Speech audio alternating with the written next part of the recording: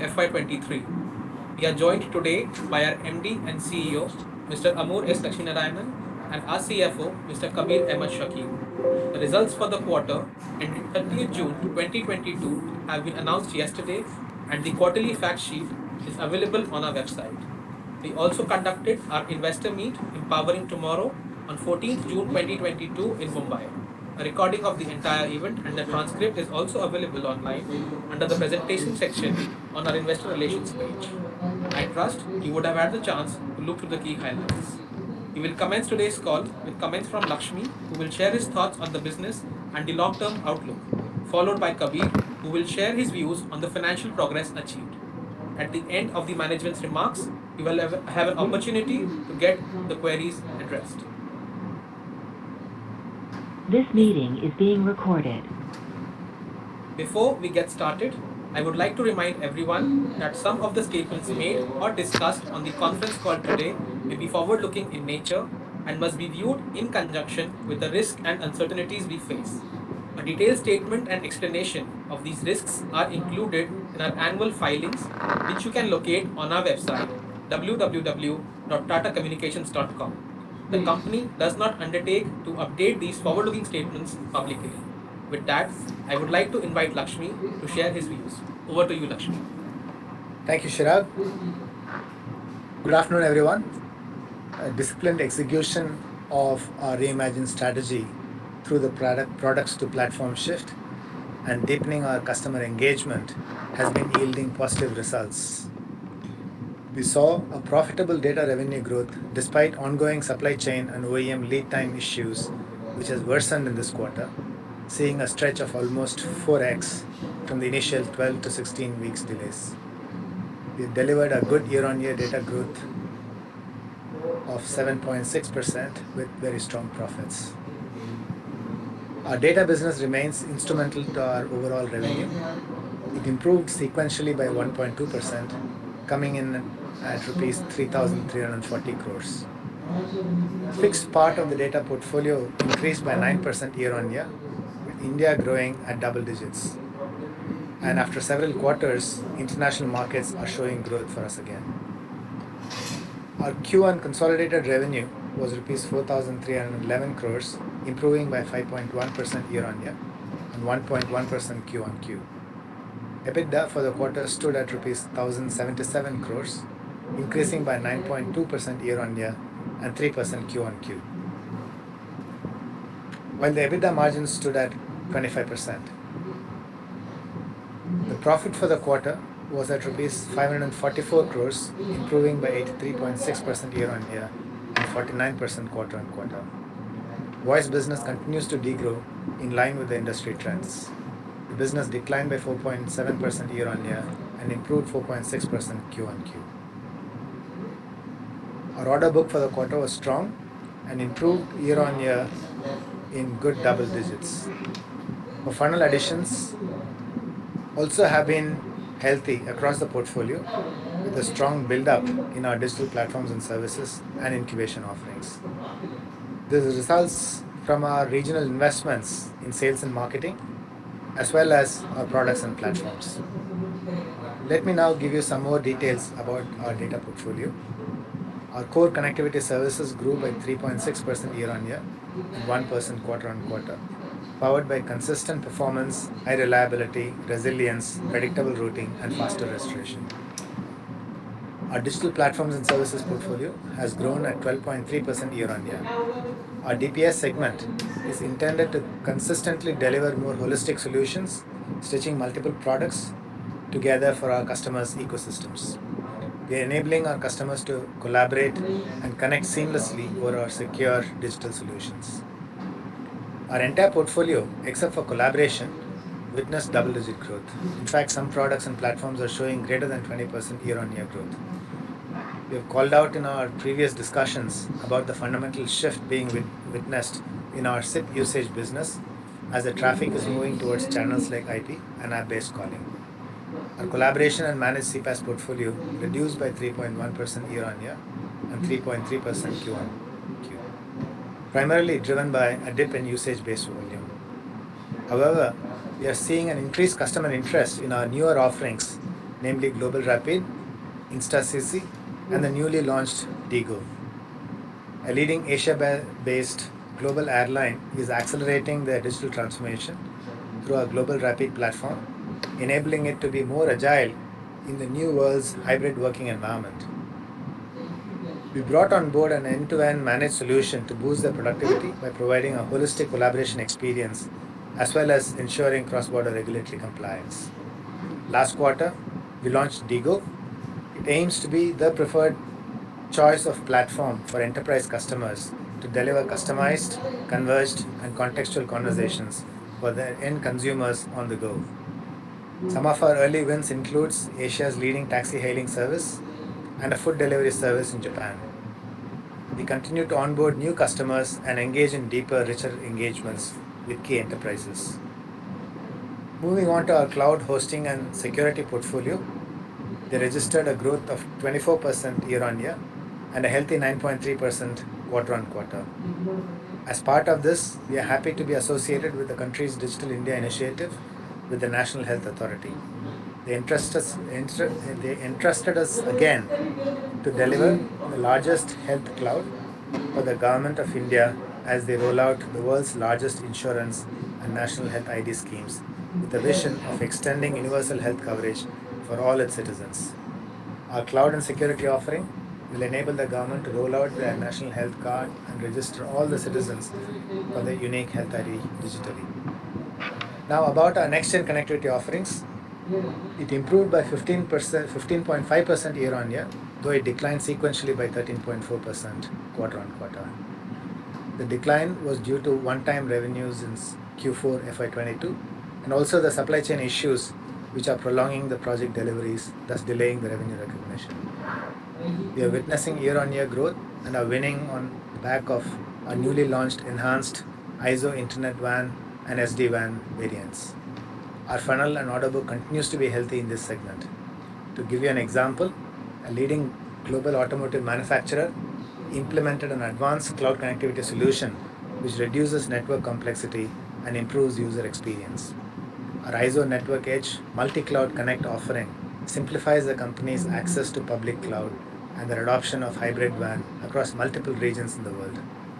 This ISO Network Edge multi-cloud connectivity service platform will enable the automotive manufacturer's multi-cloud journey by giving them agility and flexibility to add services and bandwidth. Going further, our media business is making strong strides as we deliver an enhanced viewing experience for millions of fans globally. From Formula One to MotoGP to foraying into regional sporting events, we are leading the media ecosystem with best-in-class solutions and delivering an exciting user experience. Our media services revenue grew by 40.5% year-on-year and 16.8% quarter-on-quarter. And our offerings in the incubation portfolio progressed multifold as the revenue for this quarter more than doubled compared to Q1 FY22, growing by 140.7% year-on-year and 9.9% Q-on-Q. This is an evolving space where intelligent technology meets smart networks to drive the next wave of digital adoption. We are witnessing encouraging results across all our offerings as we innovate in this expanding mobility and IoT services ecosystem. With our suite of offerings, we remain committed to building an innovative and scalable platform to empower enterprises for their tomorrow today. We will continue to explore opportunities across growth areas, deliver exceptional customer experiences, and at the same time drive sustained and profitable growth momentum. With that, I would like to invite Kabir to give you an overview of our financial performance. Over to you, Kabir. Thank you, Lakshmi. Good afternoon, everyone, and thank you once again for joining our Q1 FY23 earnings call. Let me take this opportunity to go through the financial performance of the company for this quarter in a little bit more detail. Q1 of FY23 was another healthy quarter for Tata Communications with strong operating performance. Our consolidated revenue for the quarter stood at 4,311 crores, improving by 5.1% year-on-year and 1.1% on a QoQ basis. For Q1, our EBITDA was 1,077 crores, reporting a margin of 25%. Our absolute EBITDA grew by 9.2% year-on-year and 3% sequentially. As we augment our staffing capabilities, internal, external engagements pick up pace, we would see some costs, coming back in a phased manner as we progress into FY23. Our data revenue growth continued to witness a positive growth momentum despite the challenges around the OEMs and the delayed deliveries, which Lakshmi pointed out. Our lead indicators in terms of funnel, order book, and win rates are progressing in the right direction, giving us the confidence to step up growth once the supply chain issues are sorted. Voice business declined 4.7% year-on-year, though it improved by 4.6% sequentially. Data revenue for the quarter stood at 3,340 crores, improving by 7.6% year-on-year and 1.2% on a quarterly basis. We witnessed a strong year-on-year growth across all segments of our data portfolio, except for collaboration, which has declined on the back of usage-based revenues dipping further this quarter. Moving to subsidiaries, TCTS was affected by lower project-based revenues this quarter. The revenue for TCTS declined by 4% year-on-year and 5% quarter-on-quarter, coming in at 317 crores. However, with the strengthening of our internal processes and improving the quality of our revenues, TCTS reported a positive EBITDA of 16 crores this quarter. Our payment business continues to make steady progress as we expand our portfolio under the franchisee model we launched last year. We're witnessing a mixed benefit as the ATMs under the franchisee umbrella contribute roughly a quarter of our total revenues today. Our focus is on further accelerating the deployment of such ATMs as we move ahead in the fiscal year and achieve scale in operations. Revenue for the quarter came in at 44 crores, improving by 3.4% quarter-on-quarter and 17.1% year-on-year. EBITDA for the quarter was only rupees 1 crore, mainly impacted by due to the increase in CRA expenses as they increase rates owing to inflation and higher fuel costs. Having achieved financial fitness much ahead of our committed time, we have laid strong foundations for the company's future. With strong profits and free cash flows, we have a compelling posture globally to drive to the next phase. I'm pleased to see significant and consistent improvement in all the financial KPIs as we see the finance strategy positively impacting various parts of the business. PAT for the quarter is at INR 544 crores as compared to rupees 296 crores in Q1 of FY22. Our PAT margin came in at 12.6% for Q1 and improved sequentially by 410 basis points and by 540 basis points year-on-year. Our journey of balance sheet hygiene continues, and we received yet another tax refund this quarter. Despite adjusting for the interest cost benefit from that, our PAT is significantly higher both in QoQ and year-on-year terms. Capex for the quarter stood at 329 crores, though our approved Capex is greater than 500 crores. Much of the variance can be explained due to the supply chain issues and the delayed deliveries, which we have already called out. Our Capex spends should accelerate as we deliver on some of these opportunities in the near to medium term. ROCE for the quarter is at 29.1%. Net debt as on the end of the quarter stands at 6,134 crores. Net debt to EBITDA is now at 1.4x compared to 1.9x a year earlier. Our cash flow for the quarter came in at 955 crores. We changed the definition of our free cash flow from just EBITDA less Capex to a traditional definition of FCF. More details around the same are available in our fact sheet. All historical numbers have been restated accordingly for a fair comparison. While the underlying metrics are already healthy and improving versus prior period, improving our balance sheet even further, they are optically even better this quarter due to the timing differences. The supply chain issues impacting Capex and therefore cash flow and net debt, the dividend payout which happened in July impacting the net debt reported for the quarter. Delivering on value addition, innovation and financial fitness will continue to be at the core of our organizational strategy. We have built a good foundation and continue to strengthen it every quarter as we commit to driving exceptional customer experiences and develop innovative solutions to accelerate growth. This brings us to the end of the management commentary. I'll now ask Chirag to open the forum for Q&A. Thank you for your attention. Thank you, Kabir. We'll wait for a minute for the queue to open.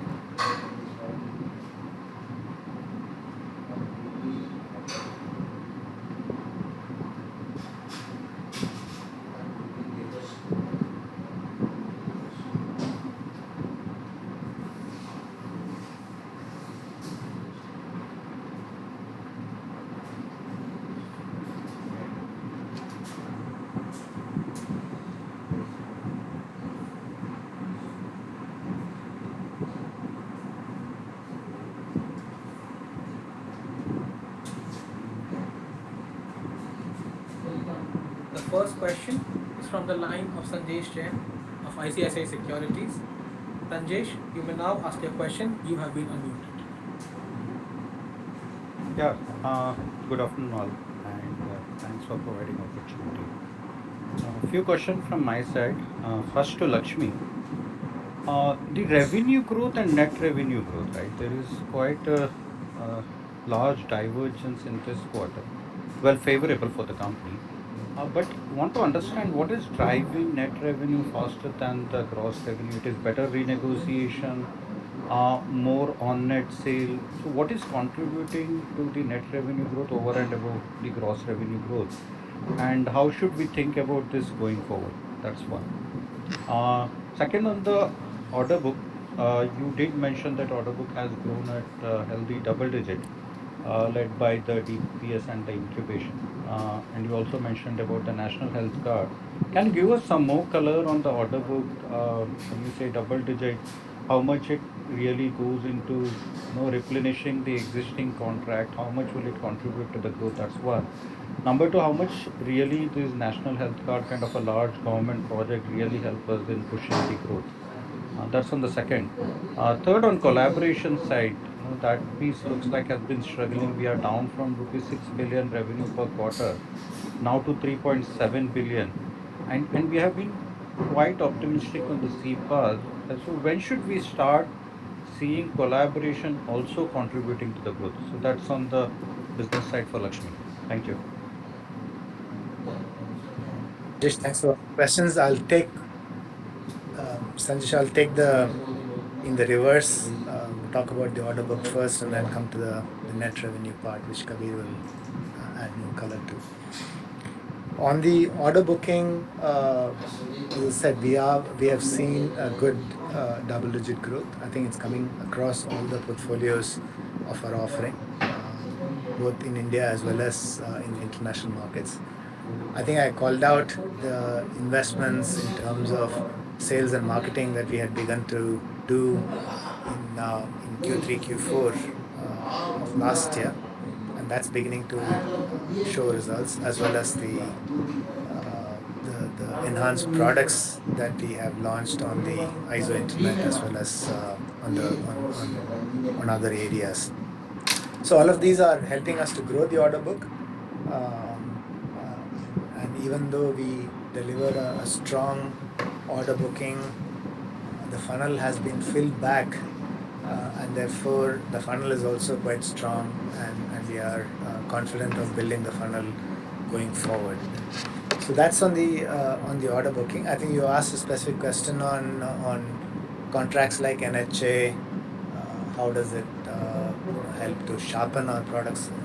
This has been an excellent relationships in the NHA 1.0. We provided our ISO cloud solution, which was a government community cloud created specifically for the government of India, to ensure that it complies with all the requirements of the government in terms of the compliances that are required. We won the NHA 2.0. This is a massive undertaking by the government, and the demands on the solution was even greater. And it includes all the cloud security offerings as well embedded into this, and will have several new features. So this will overall strengthen our cloud portfolio quite significantly, and we will bring similar capabilities to bear in our ISO cloud to other industries, as well as the recently launched financial cloud that we launched a couple of quarters ago. And it's testament to both our execution as well as the strength of the product. We believe the ISO cloud has a niche space. We don't directly compete with the public cloud. We have a multi-cloud offering, but it does have a niche positioning and a niche benefit that we are offering to the market, and this growth has been very, very good to see. The question on collaboration, we launched yes, you said that the new CPaaS. I had mentioned some quarters ago about the possible launch. We were building out the product, the platform. This platform has been launched now, And as I said, we are seeing very, very good conversations with the customers, and the funnel is building up. This is fairly unique in our opinion in terms of this platform offers very simple ways for an architect to deliver a very converged communication experience for their consumers. It's scalable and it offers programmable workflow, intelligent AI-driven chatbots and other capabilities. So as we further develop the product, further enhance the capabilities, and we take the market, we are quite confident that this will get good traction, not just in India, but also in international markets. Great. Yeah, let me answer the question on the NR growth that you asked, Sanjesh. Primarily at a very uber level, it is just product mix, and even if I lift the hood between core connectivity and DPS also, much of the growth is product mix. There are details around, yes, more on net and less, off net, which is therefore help the profitability. So again, that is a product mix, thing. And also few of the contracts where we had fixed costs and waiting for the usages, and now the usage has started coming in. So therefore, the profitability, of each of those individual things have looked better as well. So again, product mix related. So at a micro, mid and macro level, all three point towards improving product mix, which is helped in NR growth being better than GR growth. And the trend should continue? Well, it again depends on the kind of customer orders that we have, and I hopefully it should have that same trend. And my whole question was it a by design that we are changing this, or just coincidental to what is happening? No, it's not design. It's because on mix, it's not that these are products that can be alternated by the customer. So if someone wants core connectivity, they'll buy core connectivity. If someone wants CPaaS, they're going to buy CPaaS. It's not you can't switch them. So it's just the mix effect of how our order book pans out. Got it. Next set of questions, one on the EBITDA margin guidance of 23 to 25% range, which Kabir you mentioned in the previous quarter, more on the lower end. Yeah. Looks like you have been performing much better. You're on the upper end. Are you relooking the guidance, or Well, Sanjesh, I've never given a guidance for a quarter, or I've always mentioned for long-term, range that we would like to operate in. Earlier, if you remember, we had a much more wider range of 22 to 25, and we heard the market feedback. We made it tighter at 23 to 25. And there will be, times when we will operate at the lower end. There will be times when we will operate the higher end. And in last quarter, I also pointed out that it will be more back-ended as things open up, offices open up, travels happens. We start funding marketing programs, to accelerate growth. All of that will happen, in the way in which the programs intend to happen and costs intend to come. So we did not call out and say for this quarter or that sort. I've just given that range, and we've spoken many a times and to many other analysts on the call also. I'm a fan of a range. It gives the right elbow room for the management to take the right calls and not be pinned down by any target. So my request is to take it in that spirit only. That and 23 to 25 I think is quite a tight enough range for us to operate under. So it's of course good news that we are operating at the higher end of the range. We continue to operate for the last 1.5 2 years on the higher end of the range, but I don't want to get fixated there, because if I am getting right proposals from the business, to fund marketing, to aid, customer success, we are not going to say no because we are just pinning ourselves to some, guidance. We should do what is right for the business. Got it. One last question on the annual report. Yeah. It says about asset held for sale. We have certain real estate asset being classified there. What is the realization, and what we are looking at it, and what time frame are we putting on it? It's less than 12 months, right? If you put there.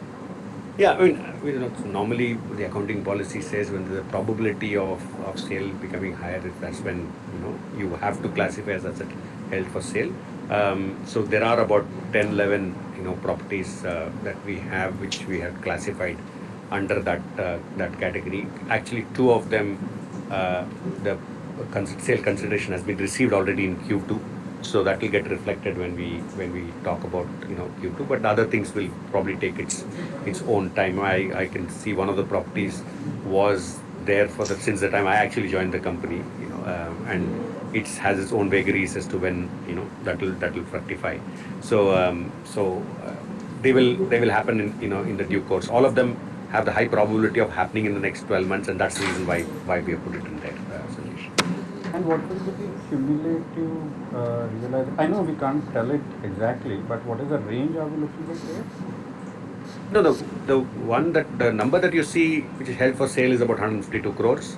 But that will be on the book value, right? That won't be on the fair Yeah, that's the value, book. right? That is the book value. It all depends on as we monetize property by property. Some of them are a couple of buildings which are for data centers, which we will be done at cost, so that may not happen. Some of them are very low cost we are carrying since inception, and they may have a higher market value. Um, and two of them have concluded, so I know the value. The balance have not been concluded, so I don't know the value. Sanjesh, that's the honest answer. Okay, okay, fair, fair. Thank you for all the answers and best of luck for the coming days. Thank you, Sanjesh. Thank you, Sanjesh.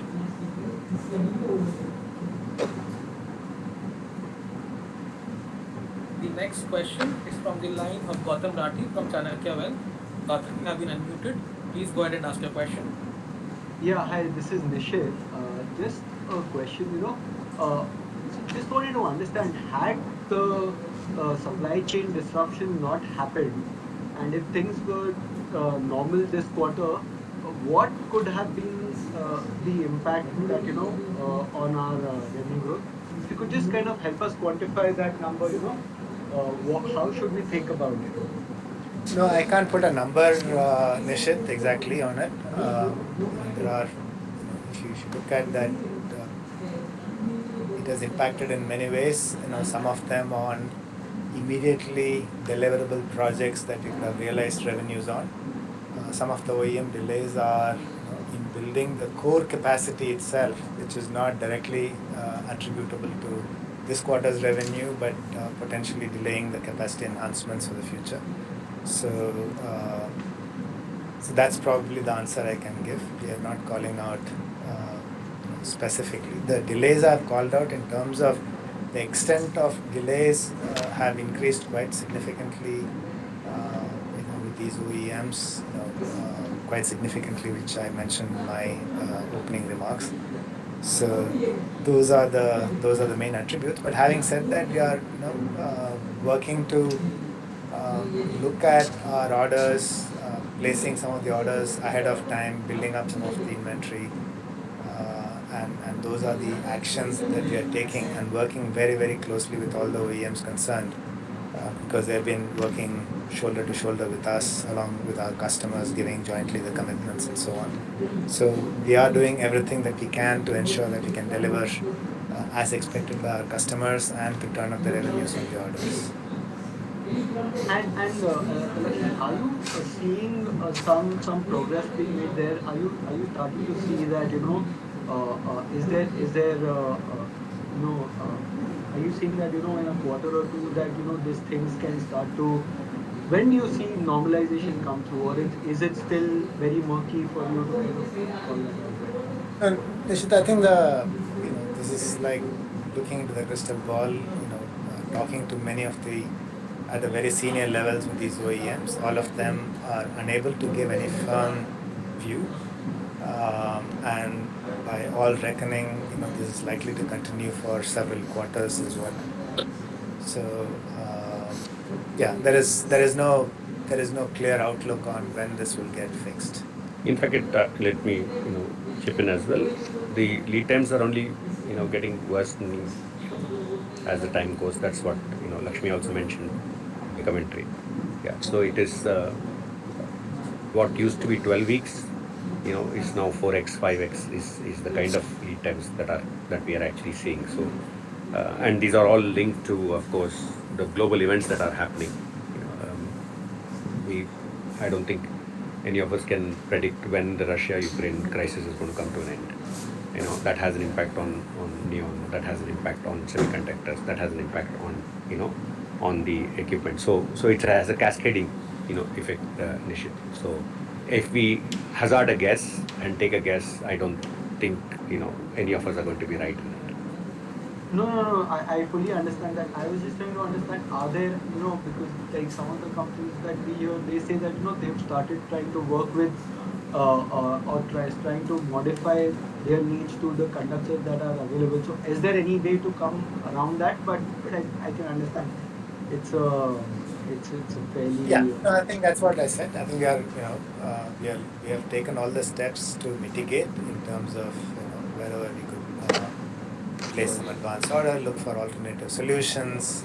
So all of that is what we are working with in order to make sure that we can serve our customers in the best possible way. And just one last question from my side. Is there some clarity that you can give on on what our role in 5G could be? Given that all the now private 5G is being allowed. How will Tatacom participate, and what will be our role, and along with all the group companies? If there is some sense that you could share out there, that'd be very helpful.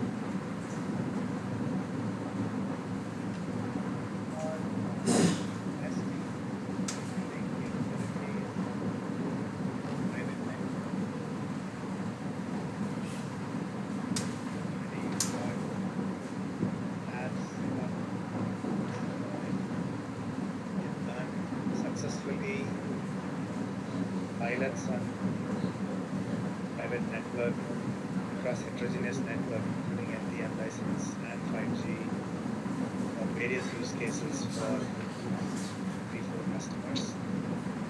We are taking this capability internationally as well. So we are building the capabilities of our private network, a strong digital fabric with the campus. We already had our strengths with LoRa IoT for use cases, and we are expanding that to other use cases that can be served through this fabric, be it LTE license or 5G. Right? Just to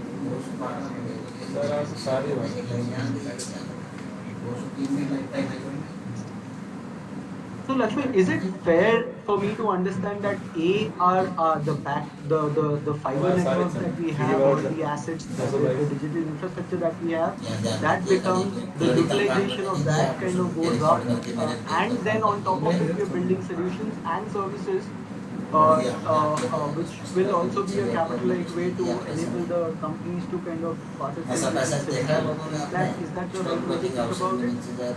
you're now asking a more specifications about the products and platforms, specifically. No, specific with respect to 5G, right? Like, Private network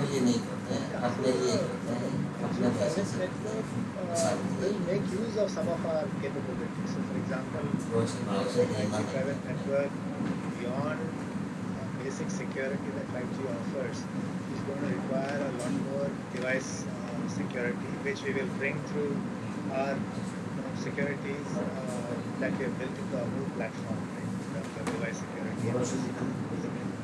We also bring an orchestration capability to be able to deliver a service. As I said, a company does not have to directly go for a 5G, because a lot of use cases we believe can be delivered through LTE and license to begin with. And as they get good at using those use cases and they see the returns on those, people can upgrade that seamlessly to a 5G network. So those are the kind of capabilities that we have. And Move platform, for example, will enable companies to seamlessly move from within campus to outside the campus. So if your question is, will 5G private network make use of our current capabilities and other platforms? The answer is yes. no, that is perfect. Thanks a lot, Lakshmi.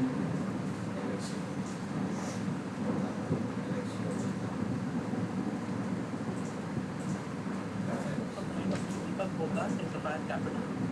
So you can now please go ahead and ask your question. Yeah, thank you very much, sir, for the opportunity. Am I audible? But can you please be louder? Your volume is very low. Okay. Now it's better? Yeah. Okay. Sir, I just wanted to check, now little on the, if you have to look back over last 10 years, I mean, our revenue has been hovering around, 17,000 crores, right? Though profitability has improved. So can you throw some light that how we see growth basically, yeah, going forward as well? And what led to flattish kind of revenue over last 10 years? So I have to go back to the very basics in this. So as a B2B player, you see that lot of players, their revenue side being stagnant, as well as on many other parameters. Partly the reason is network has been more and more capacity build is happening, more and more capacity and volume is being sold, but there is a greater price erosion. That's been the nature of the business for the last 7 years. Second is this industry also has been undergoing a lot of technology disruptions, shall I say, in terms of and one technology comes and cannibalizes another. So the voice gets cannibalized by data, MPLS gets cannibalized by internet, and I can give many, many more examples in this industry. So these are the reasons why the numbers have been stagnant across B2B space. We have undergone a lot of transformation, moving from a voice only company to voice data, being a wholesale enterprises, and a lot of these technology changes has been at the heart of why. And the second is the company also had previously certain products like data centers and so on, which was sold in the past, and therefore the overall number over the last 10 years looks the same.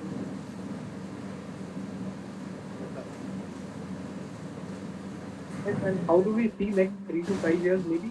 Yeah, in terms of growth part? Yeah, so that's where I think we talked about our strategy to say, go beyond network to be a digital platforms and solutions, which is over and above the network, what can be done. And Digo is a good example. Digo makes use of our strong voice messaging global network, and on top of that capability as a foundation, we are building a platform that enables enterprises to deliver a very simple, flexible, secure customer engagement platform. So you deliver everything programmable, workflows, everything programmable, truly omni-channel experiences, and so on and so forth, which will put the enterprises at a good stead in delivering very good customer experience for their customers. So those are the kind of things that we are building, which will sit on top of the network. So our cloud offering is exactly that. It's a private cloud that sits on our network, and therefore we are able to offer an integrated network and a cloud solution to our customers. Same with network security combined with our cloud and other security offerings. So we are building our products and platforms sitting on top of the core capability of network, and which are what we call as digital platforms and solutions. And that's part of the strategy that we are taking. Yeah, fair enough. Understood. And my second question is regarding your cost part. I think you, in your opening remarks, you did mention that we expect some of the cost to come back in the phased manner in FY23. So any kind of margins impact that can have on it? Yeah, any comment on that? And despite all these costs coming back, we stay within our guidance of 20%. So that's where I can't comment any further. Yep. All the very best. That's it for me. Thank you.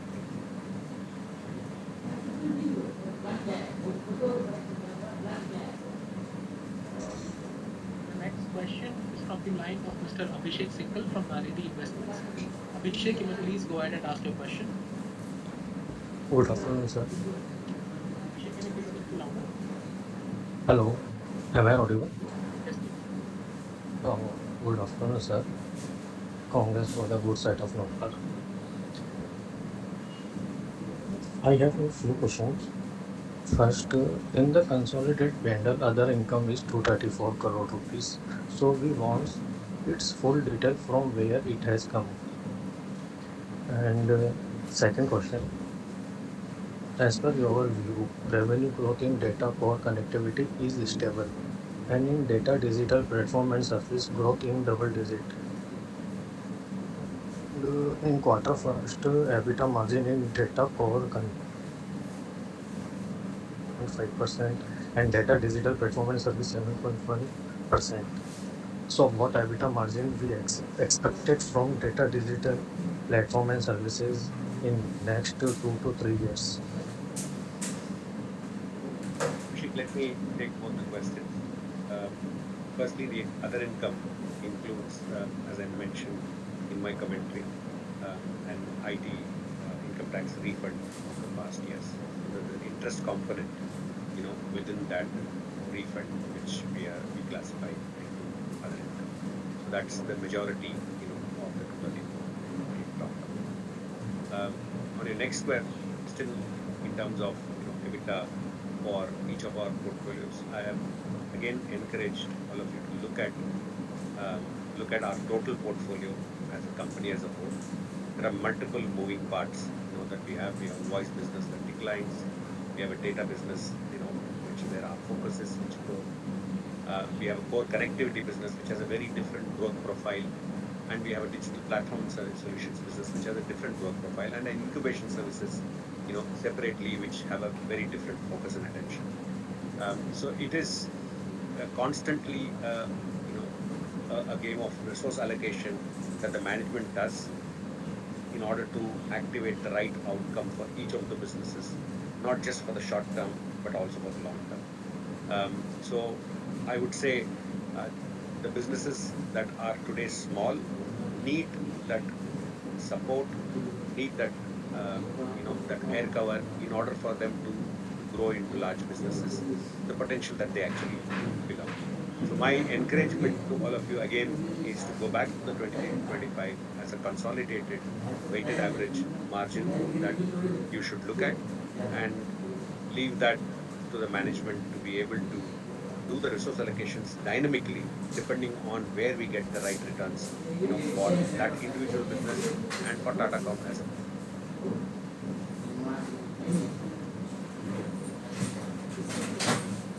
Line of Mr. Pratap Maliwal from Mount Intra Fund. Pratap, you have been unmuted. Please go ahead and ask your question. Hello, can you hear me, please? Yes, please. Yeah, thank you. Thanks for taking my question. So, just looking at the fact sheet, so when we come to the digital platforms and services revenue, when we look at the breakup, we see that collaboration and CPaaS as a percentage of revenue is declining now for the past 4 or 5 quarters, and even the next gen connectivity, it's kind of hovering around the 15 to 16% range mostly. Now, when we look at our growth trigger in terms of revenues, SIP trunking was an important part, and our next gen connectivity has the ISO and the SD-WAN. So, with these maybe segments not firing as we hope, where does our revenue trigger come from? That's my first question, if you could answer, please. They come from the digital platforms and solutions, as you pointed out. Collaboration has primarily to do with also the larger usage component of which is SIP, and that is something that we called out. We are still calling that out, and that is and you're right, that was a large part of digital platforms and solutions. A few things happened in the market, which is COVID and the resulting change to organizations moving to the app-based communication. So the UCaaS shift happened. People shifted to using within a closed user group on a Teams or a Cisco, as opposed to be using numbers to call these out. All these are very rapidly changing trend that we saw in the market for the last couple of years. And hence the collaboration, which was again the GSIP was a very large part of it, suffered. What we have done very quickly is to fire that entire collaboration portfolio with offerings that today,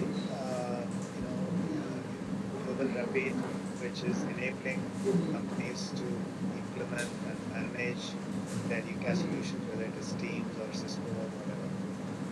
And that has been growing, and the funnel there is quite good. The second is the contact centers moving to a cloud is an important trend. And we are capturing that trend by diversifying our InstaCC offering a lot more than having just one product under InstaCC. Now we have 4 variants of InstaCC. We announced a partnership with Genesis, Amazon, and we have our own InstaCC product, which is a white label product. And the third we have done in the collaboration is, as I mentioned, the Vigo platform. So all these products are actually the InstaCC and the Global Rapid is underlying be fired by the GSIP, but it will be consumed as a platform and not just as a GSIP as a standalone that we sell. So we are also pivoting as the market changes and developing products and launching them into the market. So I think it's only a matter of time before the overall collaboration will again start. It will take a couple of quarters because the GSIP, as we call out, has been declining, and that has been a larger part of it. That's on the collaboration side. Next-gen connectivity. We have strengthened that product again quite significantly with our ISO Internet WAN, with multiple variants for the international market. Strengthen that product across all geographies. And we are seeing very, very good traction in that in terms of engagement with the customers. I also mentioned as part of the ISO, the next-gen connectivity, the multi-cloud connect product that we are trialing with a couple of customers, and we have seen some early success, and I call that out with a large US-based auto OEM. So that product is in the early stages, and roll that out in the coming weeks and months. So the next-gen connectivity also includes all the SD-WAN. SD-WAN we have strengthened with multiple product VM capabilities, multi-one security capabilities, provide a holistic network transformation. So those are the strengthening that we are doing, and those will begin to contribute in a significant way to the overall. Okay, sir. Thank you. So when it comes to SD-WAN and our network transformation deals, I believe that comes under next-gen connectivity. So could we please get some idea on what our traction is in the network transformation deals, SD-WAN in particular, and maybe an India international split? Is it 50-50, I believe? Is that correct? We are talking about overall or on the networks? On the network transformation deals. Yeah. So network transformation deals, as I mentioned, I think network transformation comprises of several things. People want to transform their underlay, move from MPLS to internet, work from anywhere, connect from anywhere, so that is part of the network transformation. Network transformation also includes the overlay of SD-WAN and also many a times the security component attached to it to say how are we securing the network. All of this in entirety is what we call as a network transformation or our next-gen connectivity. We are seeing good traction both in India as well as in the international markets. Okay, so is the split for SD-WAN roughly 50-50? I believe that was called out in the last quarter. And why is it so? If that is true, when the market mainly for network transformation is outside India, so shouldn't maybe the international proportion be greater? That was my question. I don't have that data readily with me. We normally call out our overall revenues between India and international.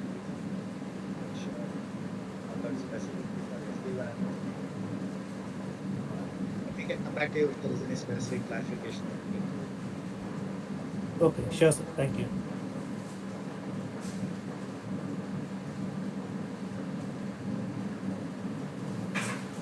Us to the end of the call. I will now request Lakshmi to share his closing comments.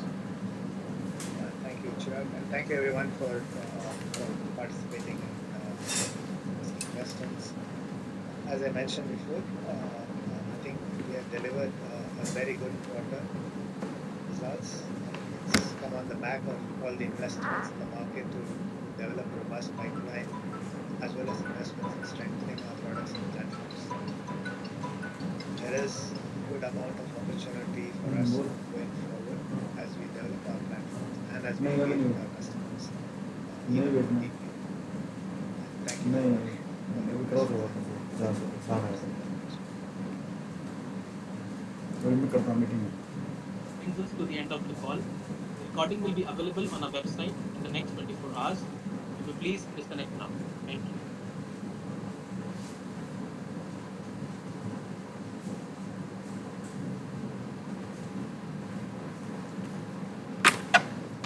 That's